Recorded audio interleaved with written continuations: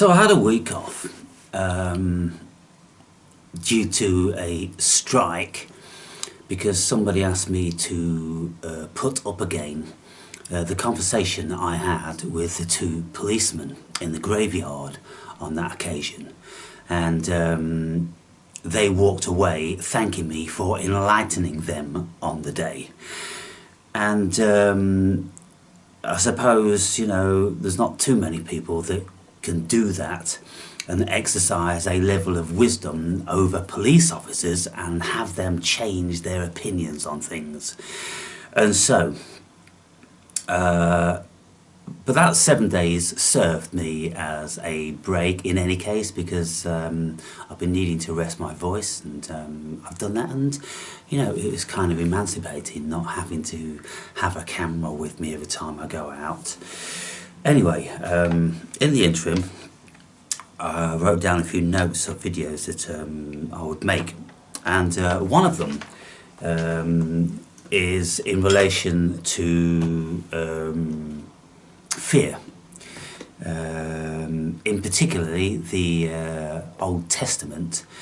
And what I will say about the Old Testament and the New Testament, according to scholars like this, according to many millions of scholars that have just looked back in the history books or whatever ancient scriptures were available or are available now, and they can see that the Old and New Testament is a collection of paganisms, a whole multitude of excerpts from varying mythologies, including Buddhist, including Egyptian, including ancient Middle Eastern religions of all different varieties, any number of things. The Old and New Testament is an absolute shocking account of deception. And some of you are aware that in recent times I'm listening to people like Ammon Hillman, and I'm also listening to a great deal of videos on someone called Morg. Yeah, you know, the guy with long blonde hair? Let me just get you a picture of this guy. Now, what I will say about this guy is that there, in about 15 of his hour-long videos, there has been nothing that I disagree with. And he spoke about many things that I haven't heard other people speak about, which just reiterate that I've been on the right track, just like he is, a long time now. So, Morg, let me see, Morg Official. Here, take a look at this dude. Morg Official. And some of you may be put off by the way he looks and you know, because he's dealing with the occult and things like that. Well, what I will say to you is do try to exercise an open mind, because he is a mind of information. He's certainly done his research, he knows what he's speaking about, and as far as I'm concerned, in my 15 years journey, as I've said, in 15 hours of listening to him, there's nothing that I disagree with. He speaks about Luciferianism, Satanism, Christianity,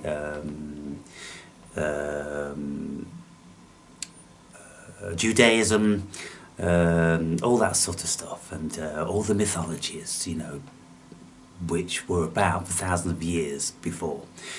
Anyway, whilst listening to these people, and dealing with people on a you know, ad hoc basis. For instance, I went out with a friend yesterday, and we did some DMT, and the place where I wanted to go to do the DMT, we went to my beautiful emerald heaven, and we was going up into an out of bounds region, and of course we were yelled at by a gamekeeper, or could you say a park warden, and hey, hey, get out of there, yeah, you ain't supposed to be in there. And then they drive up in those little buggies and they say, this is out of bounds, that's out of bounds, you've got to go back down here. I'm very, very authoritarian. And I just say, whoa, whoa, whoa, stop, stop. I think you're getting a bit excited running away with the notion, the delusion of your own power and authority. This park is delegated to the deer and it's out of bounds. I said, whoa, whoa, whoa. This park was given to the people of Leicester in 1700 and something by a certain person who made no stipulation about anything at all. Since then, the park has developed a trust which stipulate a whole bunch of things. And I said, look, in all fairness to your stipulations, there isn't any really that I disagree with, because it's about protecting the park from human beings. It's about giving the deer a sanctuary in certain places, this, that and the other. However, and there is always you know, a however with these things, I said, look, what you are trying to impose here is a bylaw. It's a request and nothing more. And people do not have to abide by them. And there is nothing that you can do in your jurisdiction to prevent people from coming into these places. And then they start to get a little bit calm, you know, when they realise that they're completely out of their depth and what I'm saying is true. Yes, well, we've got to do this and we've got to do this for your own benefit because, you know, on occasion when we're culling the deer, well, it's a very high risk for the public. Well, okay, if you are actually out shooting and the people who have rifles can't discern between a human being and a deer, well, I worry about the people who are holding the guns, not the people that are wandering, you know, into the forbidden regions, to be quite frank, people. And then there was a couple of guys working with a chainsaw in a wood. Yeah, well, if someone got hurt by a falling branch, I said it's in the middle of a wood. It's way over there. Nobody in the public is going to be walking right up to the guys with a chainsaw and having a picnic under the tree. And so what you're trying to do, you're just trying to riddle people with fear. And then a little bit of fear then gives you a massive amount of power. I said I don't subscribe to it. However, the person I was with did subscribe to it. And as soon as the park warden was like, oh, you're not supposed to be in here, then, oh, he's looking around like this and, we're in the wrong place. And I said, you knew I was in the wrong place. I told you I was going up into the so-called forbidden region and the gamekeeper might come upon us. But all of a sudden, with that eventuality, then, you know, he's walking super fast out of the region again. But anyway, speaking to this person, you know, I asked him, and he's got lots of problems, and he's the person that I introduced to psilocybin, who benefited greatly from it, and he wanted to try DMT, and so we did, and he really enjoyed it. But I asked him on a level of 1 to 10, where is his fear level? And he said 10. He said, all my life it's been 10. I said, so you are operating on a level of terror, really, maximum. Yeah, it's always that. And the only time I can get any respite from that if I take certain things, like maybe benzos or coke or, you know, this sort of thing, which just put me momentarily in a different spot. And I'm like, wow, I've met so many people like this in my life, people. And it really is quite something. And listening to Morg last night, he said, look, I just want to read you this from this ancient text. And I forget what ancient text it was, but he says in this ancient text, and they knew this thousands of years ago, like say a couple of thousand years ago, he said there are 3 varieties of consciousness. One is the basic automaton, the one that follow all the rules and obey everything and are scared of everything, very high level of fear. The second level of consciousness are those that begin to introspect a little bit and question things and question authority. And the third one are the ones who have a spiritual connection with the cosmos. We know what we are. We know we're not the body. We know we are spirit. And there's nothing to be afraid of, save fear itself. And so they are the highest level of consciousness. And of course, this is where I've been all of my life. Now, it's not something that I've grown with. It seems I was born with it. And one could speculate that it's due to my childhood, from the age of 4, going into children's homes and, just being out of sorts all the time. But with everybody else I've ever met, and some people killed themselves because of this, because of broken families and that sort of thing. But I just went from strength to strength, and I never was subject to authority. At the very, very least, I was always questioning the rationale with the authority and as to why we couldn't do this and why we couldn't do that, because I needed a valid reason. I wasn't just going to be manipulated because somebody had assumed a position of power and authority over me. And, they were just going to tell me that's the way it is and you don't need to know why. No. So all through my schooling, all through my life, I've questioned authority. And I don't consider there is any higher authority than myself, to be quite frank. And some of you may consider that, somewhat egotistical.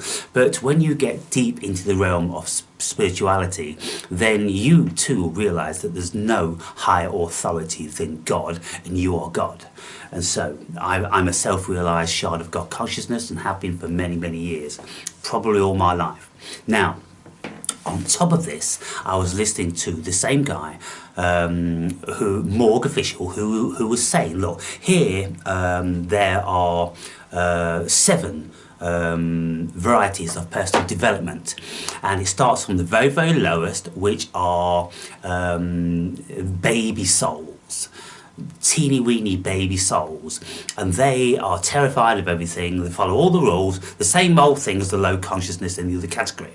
And then all the rest in between are gradients going up until it comes to number 6 out of the 7. And number 6 states that these are old souls, and the old souls, they have no fear. They have a great connection with the cosmos and spirit, and they know what they are, and they question everything, and they are deep seekers. That's me. I'm at number 6. Now, one above me is number 7, where you're supposed to be like Jesus, loving everyone. Well, I've never met anyone that can love everyone, so I think this is a fictitious misnomer of a hierarchical position. It is said that, maybe the Buddha was there and Jesus was there. Well, if Jesus was the Son of God, or, some sort of gifted being, which I don't believe to be so. I just believe he was a very learned man, and so I don't believe there's a number 7. And so there is a number 6, which is old souls, which have been here many, many times, and that's why they're not subject to fear. The guy who I was with yesterday said to me, so why aren't you afraid of anything? I'm like, well, I'm not. It's not like I'm not afraid of anything. Of course, the ego is afraid of things, and every time I take some entheogen, then the ego is telling me, hey, you know what you're doing here, because this, that, and the other. And I'm like, the higher self overrides the lower self. The higher state of consciousness overrides the lower state of consciousness. But if you are just lower state of consciousness, an automaton, you don't have the higher self. And so the more I've been on this path, the more I'm realizing that very, very few people have this higher state of consciousness. And the vast majority are new souls or intermediary souls. But when we look around and we see people fighting against authority, real heroes, real warriors who are prepared to lose everything, they're the real warriors. They're the fearless ones, people. I'm not talking about the Russell Brands and the Alex Joneses and the whoever, these sort of people who are amassing millions and of course are very careful of who they upset. Because they don't want to be dethroned from their home and position, this, that and the other. So they are only intermediary warriors. They're still scared about a lot of things. Um, And I suppose, people like Martin Luther King and Gandhi, these sort of people, they are the height of consciousness because, people like Gandhi, for instance, never had anything. And so if you don't have anything material, then there's nothing to lose. Why do you want things material? I saw where Gandhi was living. It's just a hut, basically, with a bed in it, and maybe a small table.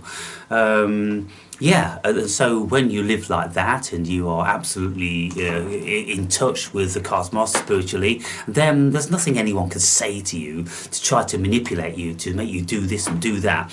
And even if they threaten you with incarceration, I've been incarcerated on a couple of occasions, and I'm like, well, that's all you can do. In a modern world, if that's all you can do, there's nothing that I should be afraid of, because I'm not afraid of even doing all my time in isolation. I really am not afraid of my own self. I'm not afraid of my own mind. I'm not afraid of my own body. In isolation, I can exercise my body. I can think and work things out. I can meditate. I can do all different sorts of things, practice out-of-body experiences. There's a whole bunch of opportunity when you're in isolation, which you don't have under normal circumstances. So I've always welcomed that in my life, and I'll never be afraid of it. But the vast majority of people are afraid. And this is all I've seen in the whole 15 years of my spiritual development and throughout my whole life.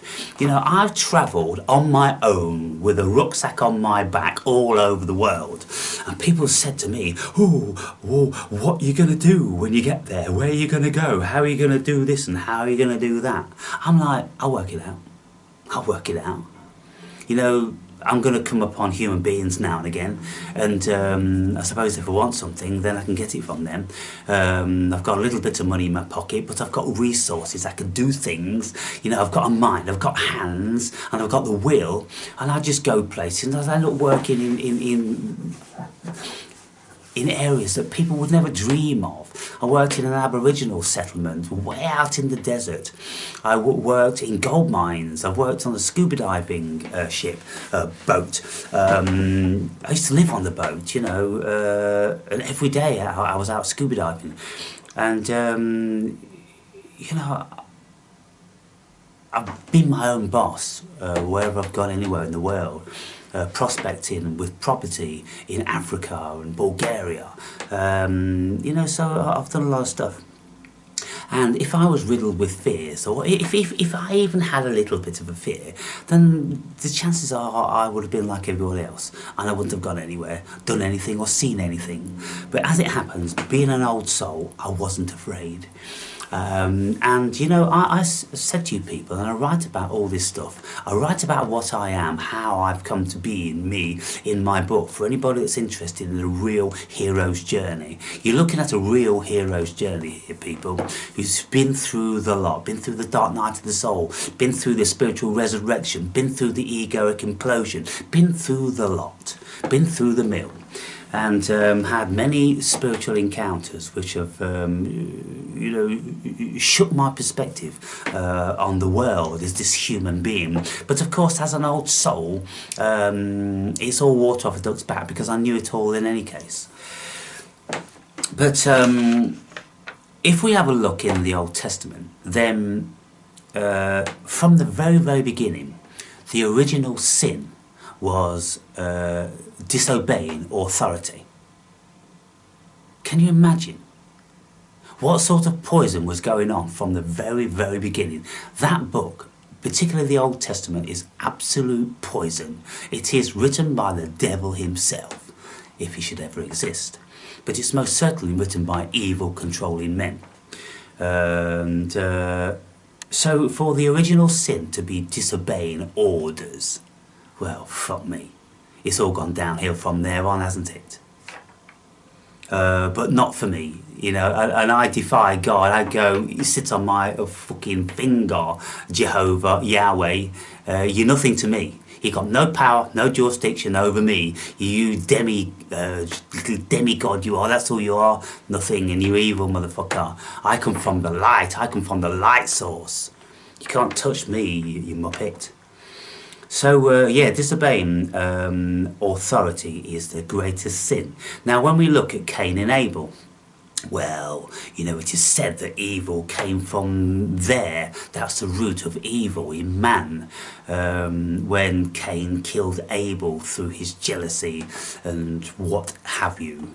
But you see, when you delve into things like this and many other stuff, you know, Anton LaVey, Satanism, and you just listen to clever people that have looked through the bullshit and done their research. And, you know, from what I can say about my life is people encountering what I would consider to be the notion of hell or the devil and Jesus and God and angels and all this. There are nothing save for archetypes and imagined creatures within consciousness. Just like we are an imagined avatar, you know, there is a certain existence to this physical form. Nobody doubts that on a level.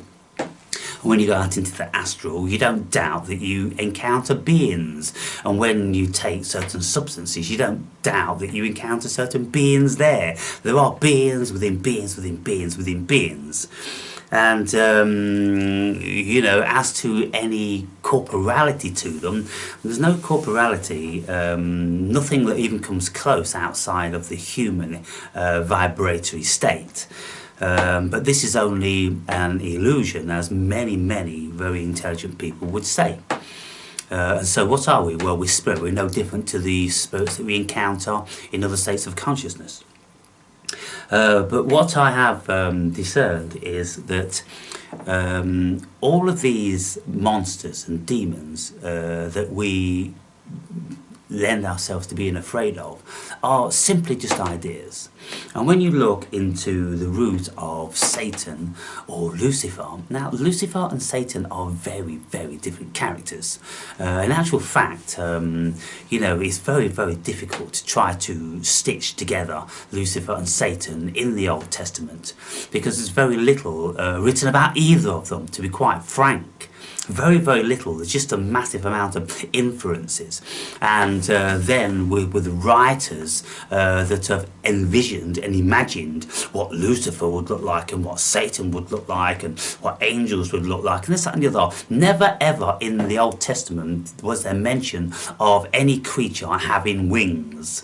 Not a single angel or vampire or demon, nothing. None of them had wings, people. It's just a complete fabrication and imagination, you know, created by the human being to indicate that these beings could have flight. But they couldn't have flight. They weren't corporeal. They had no physical existence. So they didn't need to fucking fly. You know, they could just make manifest. And that's what these angels did, apparently, in the Old Testament. They came down from the heavens. They just manifest. And then copulated with humans because they were fair and tasty looking. So, you see, what I've wrote down here. Humans cannot be afraid of fear alone. They need more than that. They need to substantiate the way they're feeling within their breast. They need to project that feeling onto an image so they can be doubly afraid of it. And so Christians will deflect it onto the devil. Most people in the West will deflect their you know, terror onto Satan or an image. That we know a little bit of something about, and we're supposed to, you know, envision him as being red and horned and having tits and pussy and tail and hoof and foot and all this nonsense, complete and utter nonsense created by Dante or Milton, you know, in their epic fucking fictions of writings. But we need a symbol to project our fear upon and give it substance. outside of ourselves, because there is nothing pertaining to these fears in any corporeal or spiritual sense unless you create it, unless you invent it, unless you believe it. Can you imagine? Look, just picture this, people, just so I can put your minds at rest. Most of us watching these videos here and what I'm speaking about are going to be Western oriented.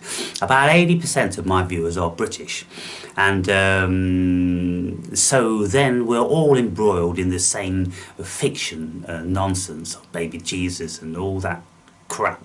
And so if you are going to be terrified of something, then instantly you're going to be thinking of Satan or the devil, aren't you?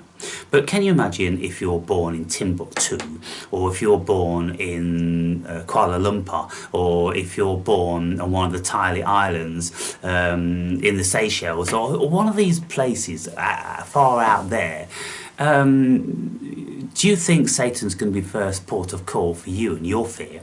Or is it going to be more befitting with your ancient mythology? It's going to be befitting with your ancient mythology, isn't it? You're going to be calling up whatever collective unconscious archetypes you have. And if you are a Hindu, then you will have your own gods. I mean, Hindus have hundreds of fucking gods. And I'm pretty sure that, you know, our beloved Satan isn't one of them. They've got their own, and they've had their own for thousands of years. And so we can see then that, I mean, even the Muslims, they have the jinn, which like are genie type things that make manifest or come out and cause mischief in certain realms. But, you know, very, very different from the Christian Satan. And so all over the world we've got this stuff going on. But if you bring it back to ground zero, people, and forget about all the nonsense that people have dreamed of forever, just come back to ground zero and you ask yourself, whenever you have been terrified, who was there, what was there? And I'm telling you now that there was nothing there and nobody there. There was just fear itself. Now, when I write about being accosted by the archetype of the devil in my mind's eye, basically, if you are very, very insecure and you have a high level of fear and anxiety, then your mind will start to look for an entity which is doing this to you, something outside. But there isn't anything outside. There's nothing outside at all. Everything is inside. It's inside your mind, your consciousness, you see, your heart, whatever it is. How can anything on the outside make you feel a certain way on the inside unless you invite it in? You see, you invite the imagery in. You invite all of the connotations to any demon or whatever. If you're walking in the woods at night and you invite into your mind an axe murderer, then you're going to start panicking at every broken twig or hoot of an owl, aren't you? And so this is what the mind does. The mind creates fear, the mind creates joy, the mind creates everything, people. And when you get very learned and you listen to thousands and thousands of people, and they go back to ground zero and they look for the root of everything, everything springs out of mythology. All the religions on the world, if you go back and follow these scholars to time memorial, then you will find that there was gods in the sky and they did this and they're battling with that and all this stuff's going on. It's just a battle in human consciousness against the polarities of life, of what we now call good and evil. But in the beginning we never called them good and evil. They were just things going on that we would assume are voices coming from somewhere else because we weren't aware of our own cognitive ability. On my bookshelf there's a book called The Bicameral Mind, and it's by Julian, let me just make sure I'm quoting this right. The Origin of Consciousness in the Breakdown of the Bicameral Mind by Julian James. The origin of consciousness in the bicameral mind. The bicameral mind just means split mind, because we've got two hemispheres which think independently, and once the corpus callosum is cut, they can't communicate with each other, and they actually are two brains which act independently. So for those of you that don't know anything about that, then just look at that. Plenty of videos about that on the YouTube. So you can see then where the devil and God comes from, because we've got polar opposites going on. We have to have polar opposites, and it is said, ladies and gentlemen, that every single living creature on the planet known to man has a bicameral mind. They have split brains, and so therefore they need the split brain, because the cosmos has polarities, because without split brain we couldn't compute the polarities, or indeed we couldn't project the polarities onto the blank canvas of life, which is probably more to the point when you look at it very deeply, because if there's nothing here per se in a physical way, then you know we can't say that we're engaging with anything out there. What we can say is that we, like a projector, we are projecting our consciousness onto a blank screen, and the blank screen is what we consider to be the cosmos. So we are projecting our conscious images onto this screen. You see, Plato, with his forms and ideas, he said everything's forms and ideas. And so everything manifests in mind, you see, everything is mind. And so then you can very easily see that, well, when we have a feeling which is not a pleasant feeling within our bodies, then our minds instantly are looking for something to project onto the world to tell us that that's the reason we're being afraid.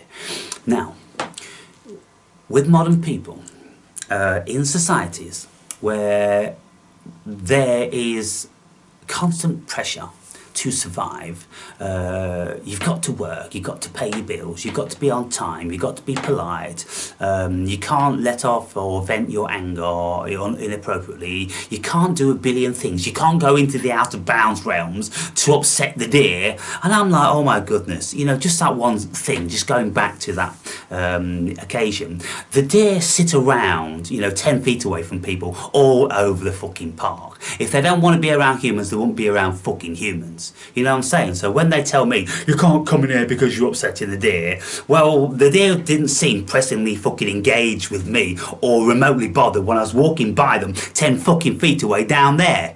Right, so I'm not buying your fucking bullshit. And if the deer do in actual fact have a problem with me, if I'm a bit too smelly for their liking, then they can fuck off somewhere else, can't they? They're free to do that.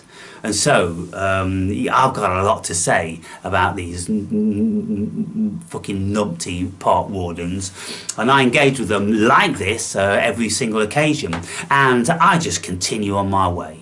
And I say, now you've sufficiently embarrassed yourself because you've realised you don't in actual fact have any authority over anybody who is prepared to stand up for their own autonomy. You only have power over the shrinking, violet, terrified little fucking first grade fucking spirits that have come to this dimension. You don't have power over awakened fucking old souls. So be on your way, young man.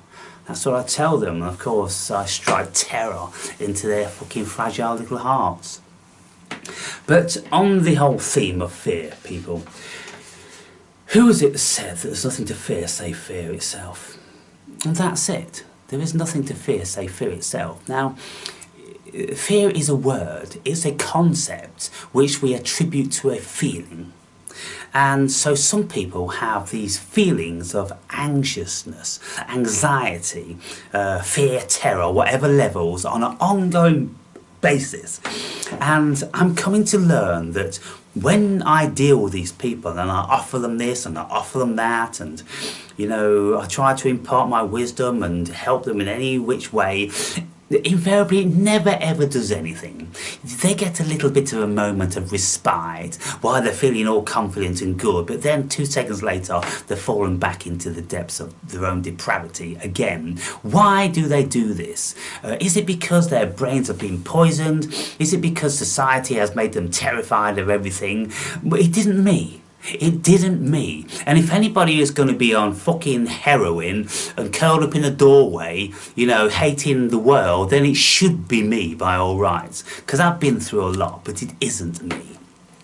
I look at the world as something wondrous every single second of the day. So therefore, I cannot attribute to society doing it. What can I attribute it to? The old soul, young soul thing. It really does have to be that, because if you are a new kid in school, you don't know what the rules are, you don't know who the tough guys are, you don't know who the manipulators are, you don't know who the good and bad teachers are, you don't know anything. So it's kind of like, oh, you're all insecure on your first day in school, right? Yeah, we've all been there. And so, well, just picture it exactly the same for spirits coming to Earth. On the first day on planet Earth, we're like, oh, what's that creepy crawly over there in that tree? Oh, what's that loud noise over there? Oh, what's that person telling me? Oh, authority, are you authority? Oh, have you got to authority? Oh, okay, I'll bow down to you. Yes, because they're terrified. They have to grow. They have to learn to be strong. They have to go on the hero's journey. They have to go through the dark night of the soul. And when you've been through these things, and when you've been incarcerated, and when you've been, you know, at the point of a gun, and you've been shot, and you've survived, and you've done all these things, then, you know, it's kind of like what doesn't kill you makes you stronger. Very Nietzschean. And so, you know, a leaf out of Nietzschean philosophy.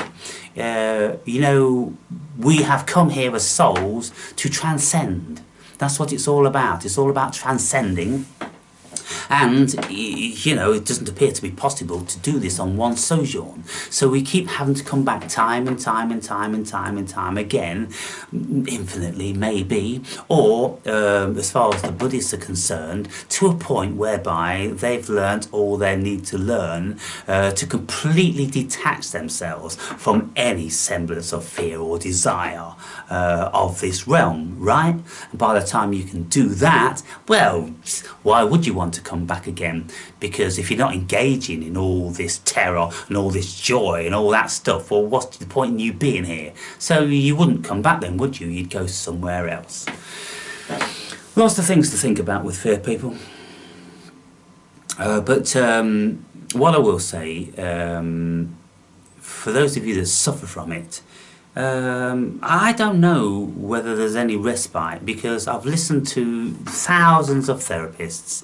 I've read fucking scores and scores of books wrote by therapists.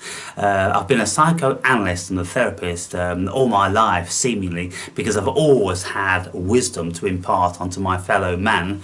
Didn't matter how old I was. And so it doesn't appear that there's any medication or any pills and potions that anyone could take that's going to give them the release from the indigenous fear that people carry. It's something that you either have or you don't have. And it's on degrees of personal development. Now, when we come here initially with tiny little weak, pathetic souls and we don't know anything, then we need to be afraid of everything, because we don't know what anything is. We've not made any discernment about the world. Can that bug kill me? Can that snake kill me? Can that dog, you know, tear my throat out? What about that woman? Can she destroy my soul? All these things, it takes experience. So by the time we've had experience in one lifetime, you've learned a thing or two, but then it's too late, you're dead. Or you fucking die. And it's kind of like, well, all that information, the wisdom, to what avail now? Because they've gone. Most people don't pass it on because they're too stupid to be able to articulate. And so, well, what does the cosmos do? Well, the cosmos recycles souls, and then the souls come back with that wisdom. The actual body that the soul enters doesn't remember, but the spirit remembers, and the spirit will give subliminal messages whereby the body then will operate accordingly and think accordingly and all that sort of thing. And so I've known all my life that I have always walked with something. That's why I've always maintained that I've never had a single second of loneliness, and invariably I haven't been afraid of the vast majority of things that there is to be afraid of in this world. Of course, the ego does present me with options and routes. For instance, if like what I used to do, I used to enter into full contact world class karate tournaments, and my fellow karateka used to say to me, "Why aren't you afraid? Why aren't you nervous?" And I'm like, "They're only fucking men.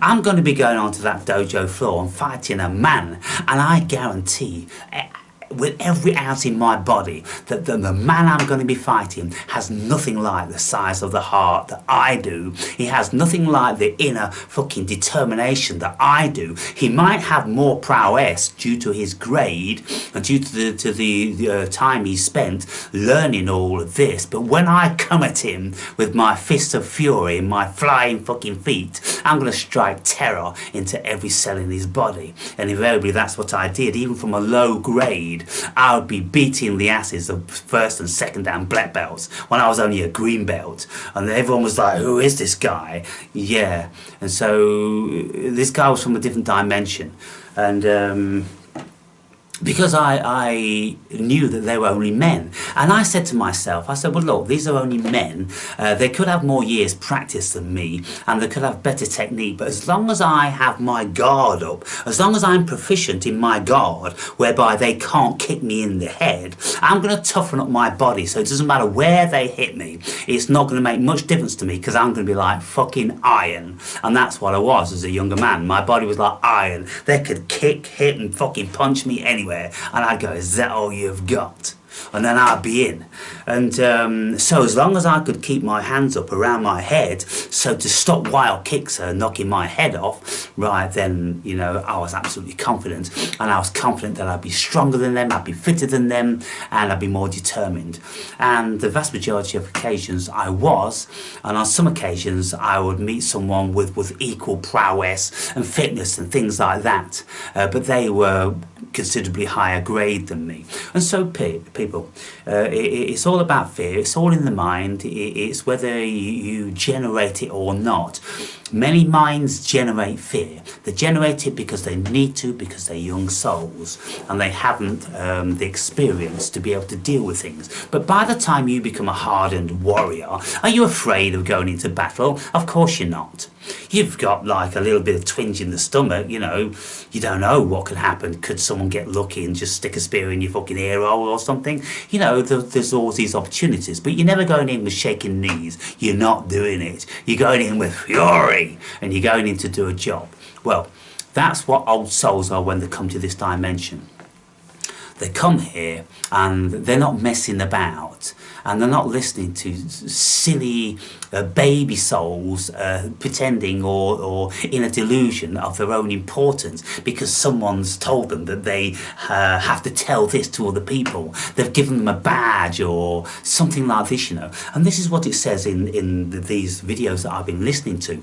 These baby souls, they're the ones that parrot fashion all these silly rules and regulations to try and govern everybody, and that's what gives them their security, because they've got a little bit of power. But at the end of the day, when you're an old soul, you realise that you've got no power in the cosmos.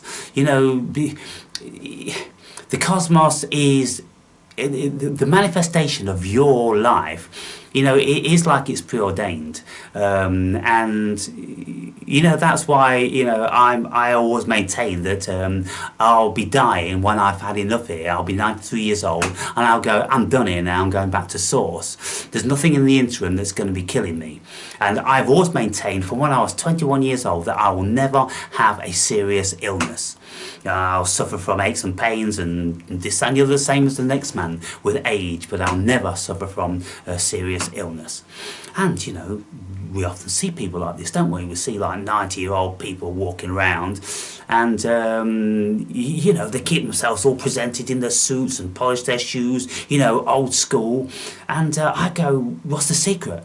Oh, I don't know. And they go, oh, I suppose it might be this, I suppose it might be that. But they don't know. They don't know. They're not locked into it.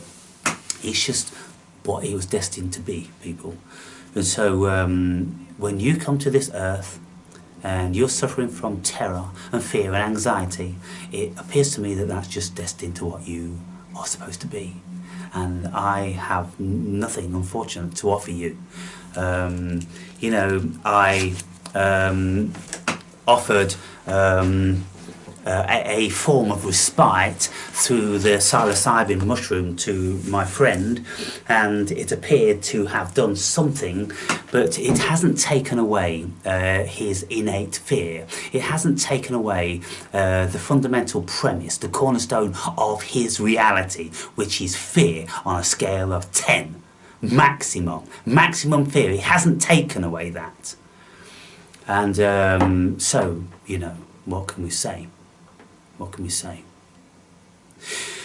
It is said, however, that psilocybin takes away the fear of death with lots of patience. And how true that is, who knows? How long it lasts, who knows?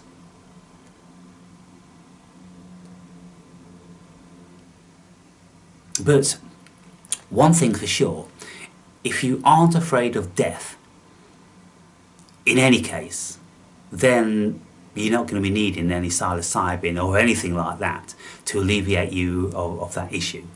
So why aren't people afraid of death? Because they're old souls and they've been here millions of times. Someone said to me in the comments, are you afraid of dying? And I'm like, there is no death. There's no death. I mean, this human fiction, I mean, how can anybody ask me that question when for years and years I've been saying in thousands of videos that there is no reality here. So how can there be a death? You know, and when I was speaking with my old sidekick, Mr. Nobody, and he would ask me certain questions, and I'm like, look, where are you asking me from? You know, because you can't just say, what do you think about life and death? Because from a spiritual perspective, there is no life and there is no death. There's just isness. Spirit exists. Isness. That's it. And then varying experiences pertain to the isness of consciousness. And so how can you be talking about how do you feel about death? You can only ask me that question if I believe in the human fiction and that, you know, I was born and I'm going to die and be no more. And, oh, well, you know, am I terrified of not being here anymore? Well, I've been to so many other places in my consciousness that I'm pretty sure that this isn't the only fucking one. And so it's kind of like, well, I'll just go to one of the next ones. And when I've been in these other ones, I seem perfectly comfortable there. I really do. You know, when I'm in the astral, I'm not terrified of dying in the astral. When I'm seeing DMT entities, I'm not terrified of them gobbling me up or you. What the fuck? People, the human being, the human experience. Wow, what a fucking blast! What? What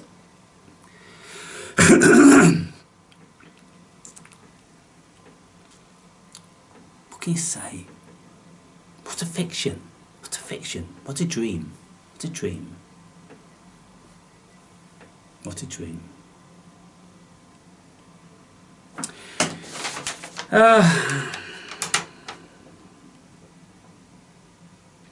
Okay, I'll no timer again. I'll wrap this video up here.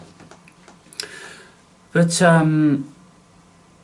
when I try to speak with young souls, of course I can't penetrate them. And when I was out yesterday with this friend, he's 28 years old and he's a very young soul with a fear level of 10 out of 10.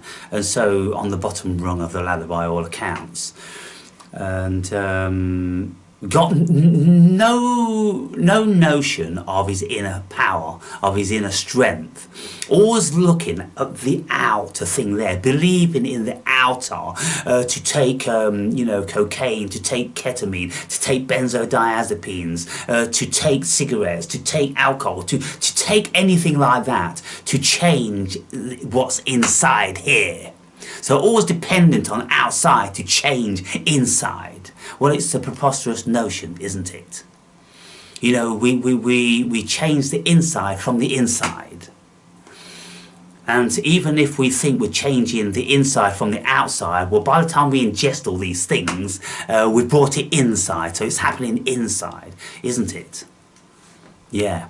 And so, well, when I'm walking yesterday and in this park, after we'd done the DMT, and he saw there's a beautiful big red stag with his few females come strolling up the path, and it just looked directly at us. We were just sitting on a bench, high up on a promontory, looking out over, you know, the whole region. And this part we're in is given to red and fallow deer. And so some big red deers came up, and it was a bit of a misty day, and so you can see the snort coming out, and they're sniffing and they're looking at us. And he described what they looked like. And he said, well, when I looked at it, I wasn't a human being. I said, no, because your ego had gone offline. He said, when I looked at it, I just looked at it as if like it was me or I was it. I said, that's the oneness. That's the oneness we experience. And that's what's the beauty of these certain entheogens are. We get into the oneness. And he said, well, his whole fleece was golden. It was glowing golden. And when you look at them under normal circumstances, they've got two basic colourings. One of them is kind of like a fawny brown, and the other one's a deeper brown. And the main body of their fleece is a fawny brown, and then the extremities and bits of patching are darker brown. And so this fawny brown glows because on DMT colours are accentuated. And so when I took my DMT after, I saw the same thing, and it was absolutely wonderful, incredible. And I saw how exactly the colourings on the red deer matched with the colourings on the ground, on the mud and on the bracken, and on the dried spinifex grass, and the bark of the trees. It was they were made for that place. They were at one with that place, you see. But when you look at human beings in our natural form, standing there with pink bodies, well, what the fuck's pink anywhere on the fucking world? What is pink? Fuck all's pink. And so that's one of the, I would think, giveaways that we're not from here.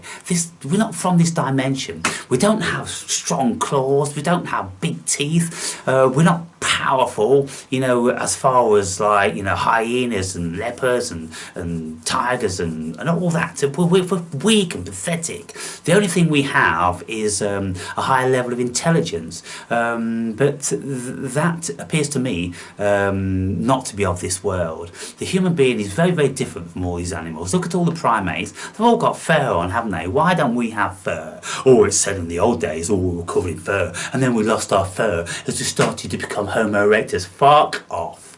Go fuck off right now. Right fucking now. What a crock of bullshit. For any of you that know anything about the skulls down in Peru, these cone-headed skulls with red hair, also in the museum in Cairo, you will see mummies with red hair and cone fucking heads, people. And so nobody wants to talk about that. Nobody at all. On all of the hieroglyphs, on all of the fucking tombs and monuments you'll ever see, you will never see an Egyptian with red hair. What the fuck was going on there? It's been hidden, people, because these red-haired creatures, these were the giants. These were the ones with the thicker skulls, with the bigger jaws and the wider eyes, and the craniums that fucking thick. Our cranium's only about this thick. And also these cone heads, they only have one fissure going straight over the head like that, whereas human beings, we have two. One going over and then one going over like that. We have 3 plates on our skull, whereby these cone heads only have 2. They weren't human, people. And so, yeah, we were seeded most certainly. Anunnaki people. Anyway, I'm digressing now, away from the main theme.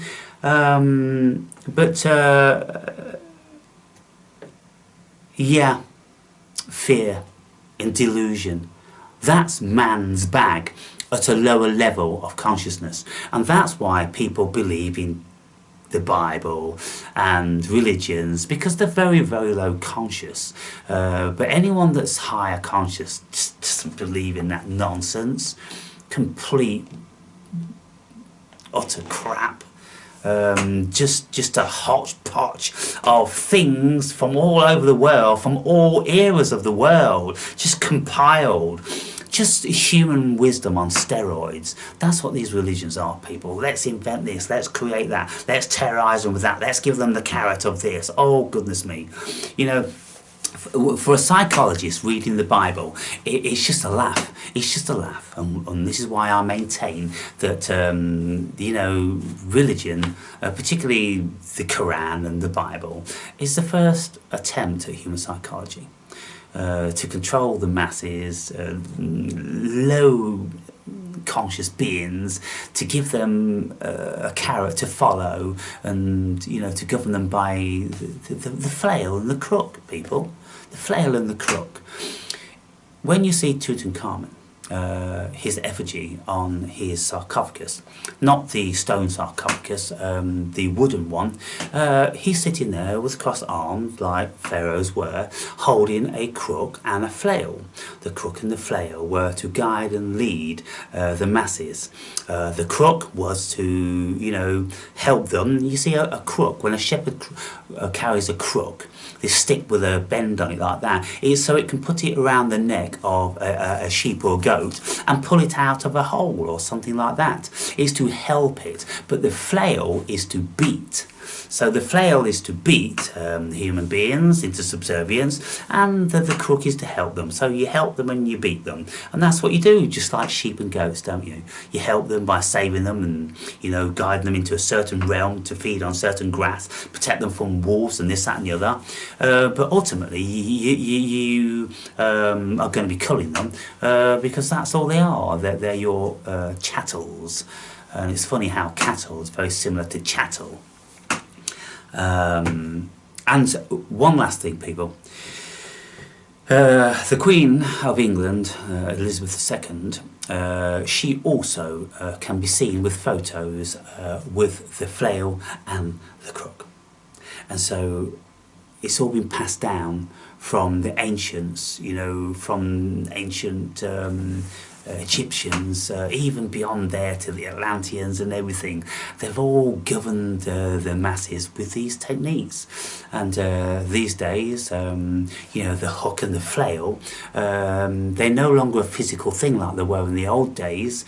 Now it's all propaganda, and it's smoke and mirrors and terrorism and, you know, carrots of another variety.